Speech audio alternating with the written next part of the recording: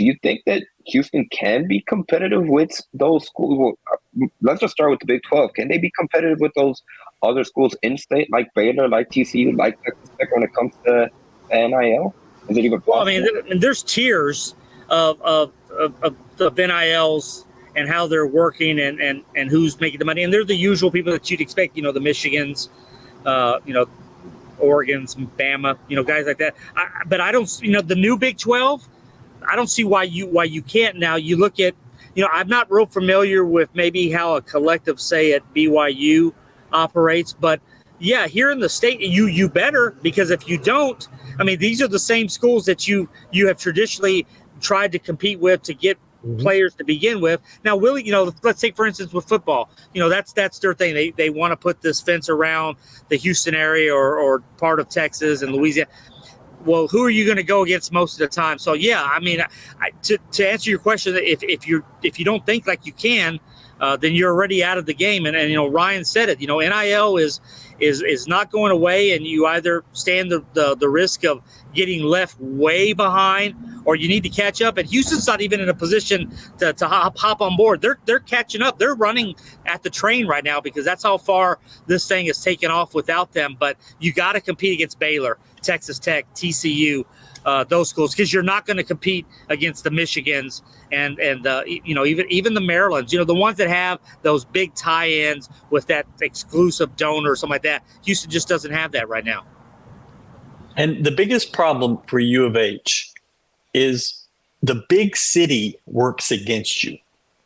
What is working in NIL are small businesses that depend on a football or basketball event. If you go to Ames, Iowa, or Waco, or Lubbock, you're looking at like car dealers and restaurants and bars that need that revenue. Well, that doesn't exist here. There's no bar that needs a U of H football revenue. And so you're kind of coming at this at a whole different level. And yes, you have all these Fortune 500, but are those companies really going to put money into NIL on a large scale? You see the little one-off individual deals, but I just don't see those companies going all in on this. Outside of a naming rights deal, I don't think I can name one company, not an individual, but a company that's done. You look at Mattress Mac, and that's been here and there. Tillman's the usual suspect, but there hasn't been a company outside of naming rights that's done anything in NIL with Houston. Jamal had the what was it, the Chevron or Exxon Mobil? Exxon, yeah. But there's not a lot, and that's, to me, that's a little surprising. But Ryan hits the point. They don't need Houston as much as if you're in Waco or even Fort Worth to an extent. Places like that where you can really get more bang for your buck than a big company in a big city. I agree with that, and I think Tony has kind of commented where I'm going. But Joseph said it earlier in the show. I don't believe it's imperative to get the major corporations. Get the mid-level and smaller corporations and get a lot of them. We have hundreds of thousands of alums in this city, in greater Houston area. And they are business owners.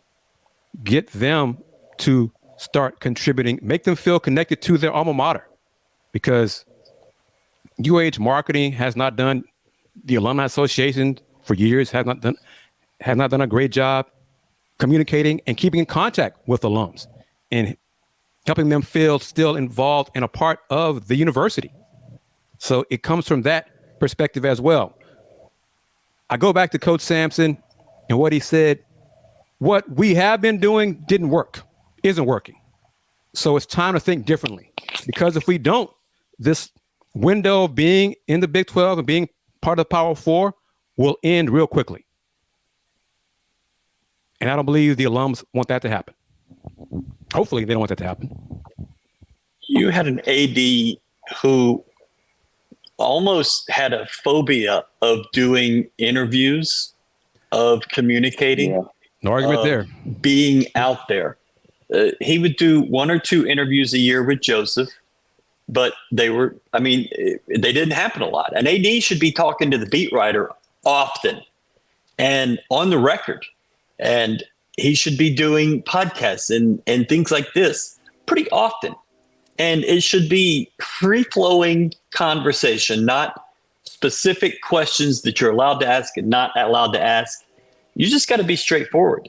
And an AD has to see that is where you communicate with people. They don't care about the emails you send them. They get those every Thursday. They know that. And nobody pays attention. But you get them where they're at on YouTube, on social media, wherever. And that's how you connect with people. And you do it over and over and over again. One-offs just don't work. And that's freshman level marketing. So you've got to have somebody that sees that and sees what Brett Yormark does. That guy is at everything. Some of the things he does don't work. They don't make sense. Right. But most of the things he does puts this conference forward. Are there bad ideas? Yeah. But he's trying. He's looking for different ways, crevices where it can work. And that's what an AD and an NIL has to do. Well Sean put. Piper, I think, hit it right on the head, too. He said UH has never been good at building a sense of community amongst the majority of their students and graduates. He says that's what it all boils down to. John Clark said the Alumni Association has never played a significant role in fundraising whatsoever, and he says that needs to change. Well, that first point, I was there in 1994. Yeah. I mean, there were problems 30 years ago that still exist. And that is still a problem. That is a problem then. It's a problem now. That it has to change. And I'm speaking as an alum right now when I say this, we have to start doing things differently. Because y'all know it.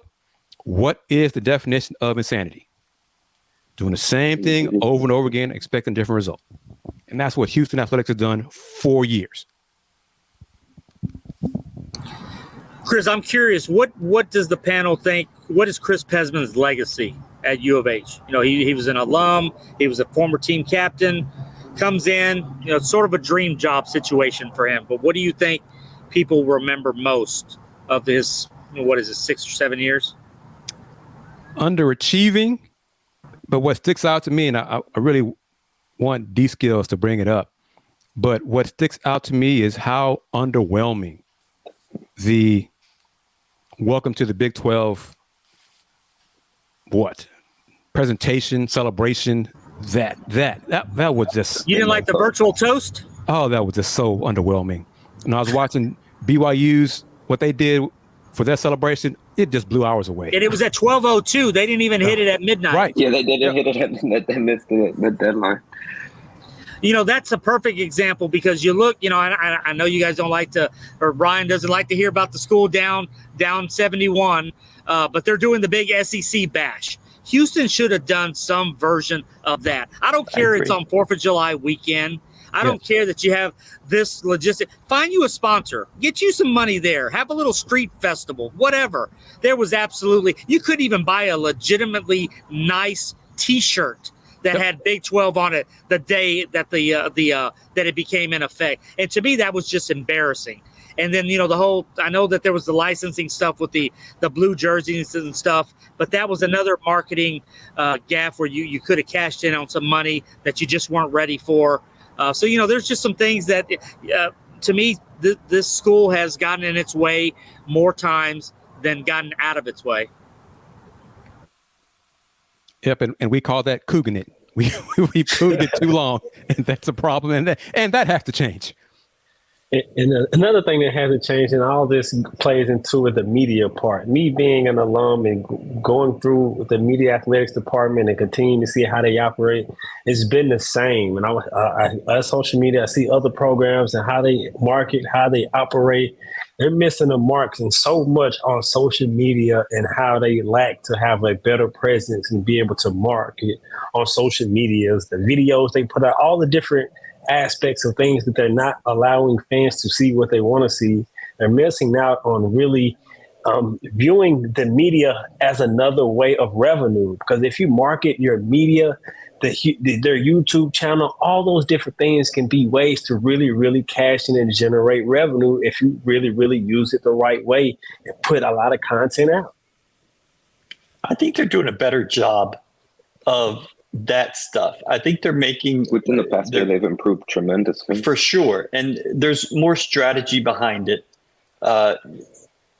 Football is doing stories and different things, and basketball has really done a great job with creative over I would say the last couple of years. It probably not on that higher level, but that's just because there's not the same amount of money. I mean, you had an SID here, Tyler Pigg, who left to go do just stuff like that on social media for A&M. Yep. And when you leave the top job to go to a kind of a second tier job, well, there's a reason for that, because they just spend more money. There's more creative opportunities. And it's always going to be that way. There are ways you can do it in basketball, showing that blueprint. And I think football is starting to get it. And I think Willie is giving a lot more access than the last guy, my BFF. Miss you, Dana. But you're seeing it, and I think you're going to keep seeing it. There's more excitement around football. If you could have had last year's schedule with this year's off-season excitement, I think you would have packed that stadium a lot more than you did. This schedule, you're not going to pack it. Yeah. And you're starting over, and who knows the fan excitement going into this. I'm not sure. You're not hearing, like y'all said, about Rise, about season tickets. They're kind of just hoping you forget.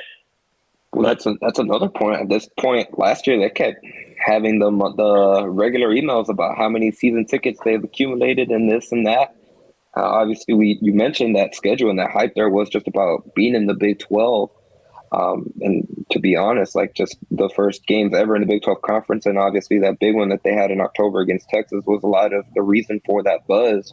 And this year there just hasn't been those updates on season tickets. But I think when you think of Chris Pezman's legacy, it'll kind of be like that.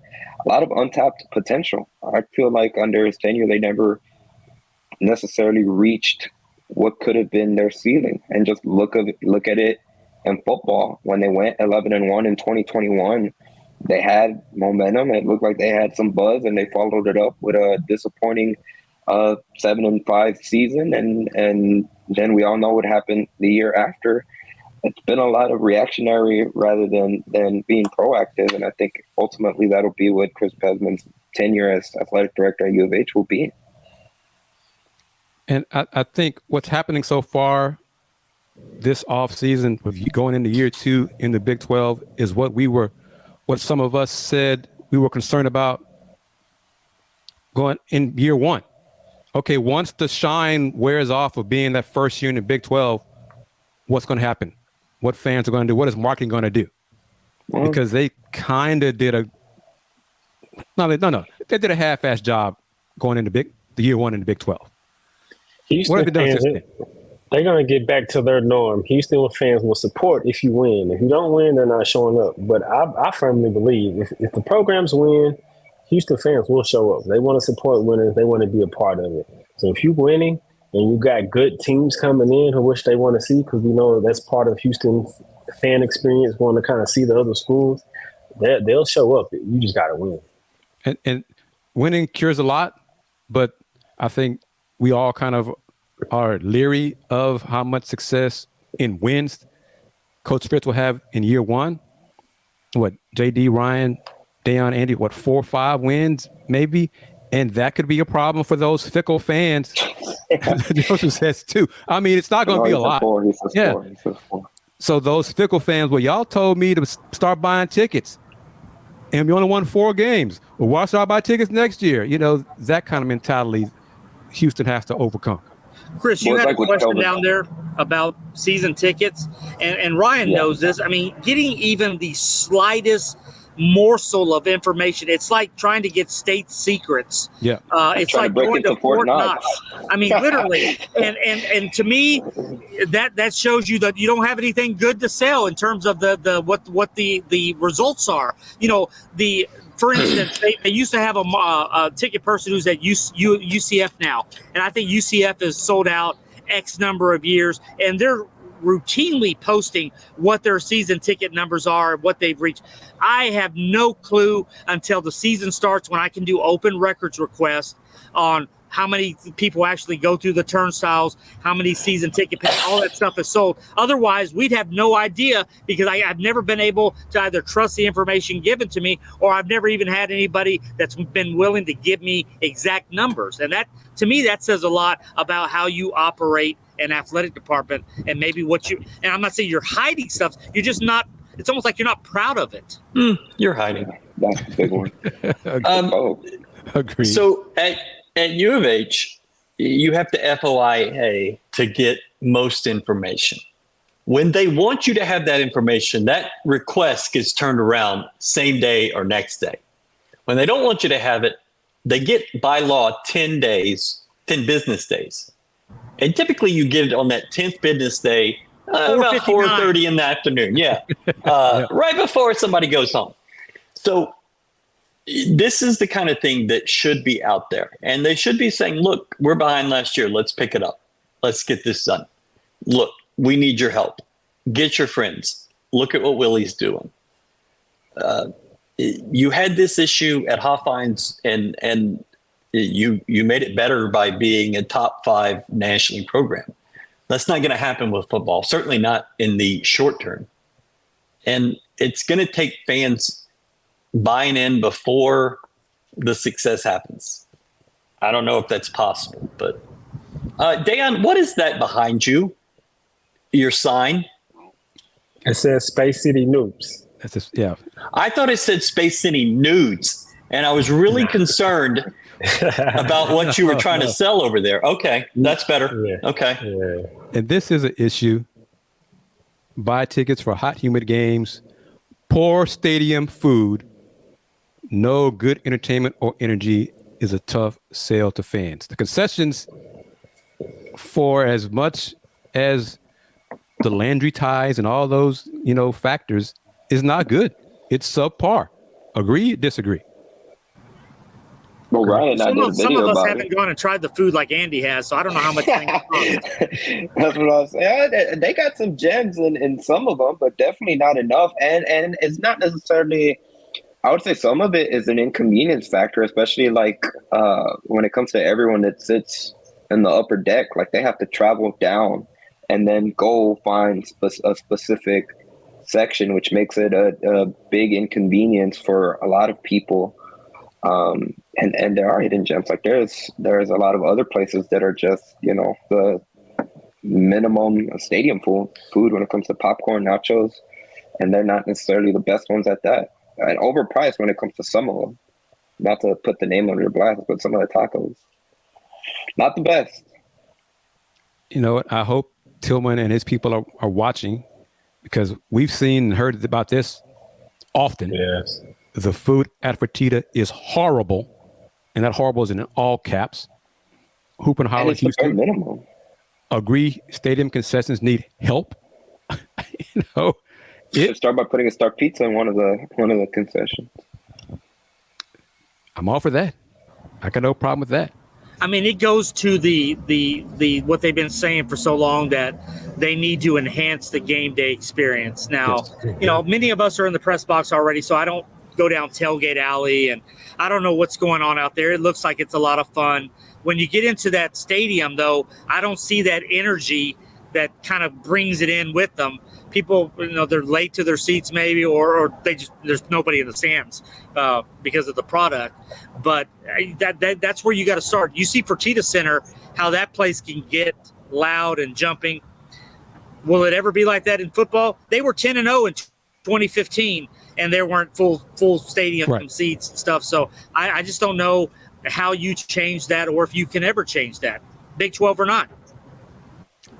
And that might be an unfortunate reality, but I hope it it has to change, hopefully at some point. But I want to go ahead. One thing that Joseph mentioned was the tailgating, and me being a part of a fraternity and been part of a leadership group who's been in communication with the athletic department.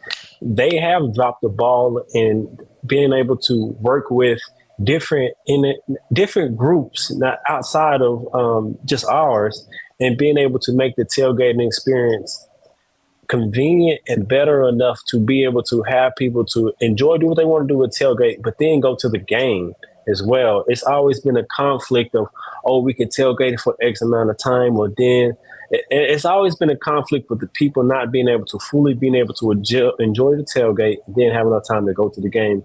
Because for a lot of people I talk to, they want to do both. They don't want to just tailgate. Right. But I think they've dropped the ball in many instances. It's not really just kind of communicating it. And I don't really know if it's a lot of different things that go into that. Yeah. Add it to the list of problems. Andy can vouch for this one right here. As I'm sure Ryan can too, and JD as well. The Wi-Fi at TD ECU is still bad. It's way better. 5 years ago, you could not get online. You couldn't check a score. It's better. At Fertitta Center, it's perfect, right? Great. I think everybody agrees. But yeah, I think it's better. And Pezman, that was his thing, is after the first home game would be his, we're going to do better. Wait till the second home game. We're going to get better. We're going to get better. And it was with food. It was with the ticketing people outside, the ticketing, getting into the stadium, and then the Wi-Fi. So besides the product on the field, the Wi-Fi, the ticketing, and getting in the stadium, and the food, everything was going pretty well. I'm looking at some of these comments. It's just, we sound defeatist, but we cannot be defeated. We just have to do things differently, think differently, be more active, be proactive. And what did Coach Sampson say? Get your butts in the seats, get off your ass, and do stuff, and be proactive. And that's what it's going to take from the alums, administration, fans. We have to look at ourselves and do our part to help Houston Athletics compete in the Big 12, because that's what they said, right? We are in the Big 12. We're in the Big 12 to compete for championships. Well, got to start doing something better than what you've been doing in the past. I also thought it was telling that Kelvin said, we're in the Big 12, but that doesn't necessarily mean you're a Big 12 school. And I think there's a huge distinction between just being in there, but also being able to not only act like it, but really prove that you are. And I think that's where the gap is right now.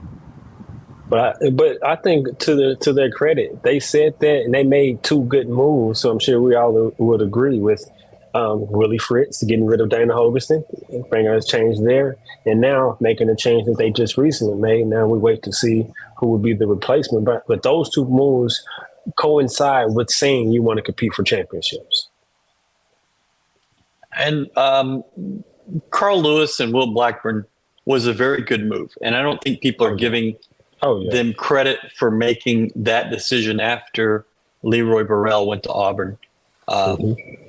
So I think they did a pretty good job there, and especially the way they broke that up. I think that works really well. So yeah,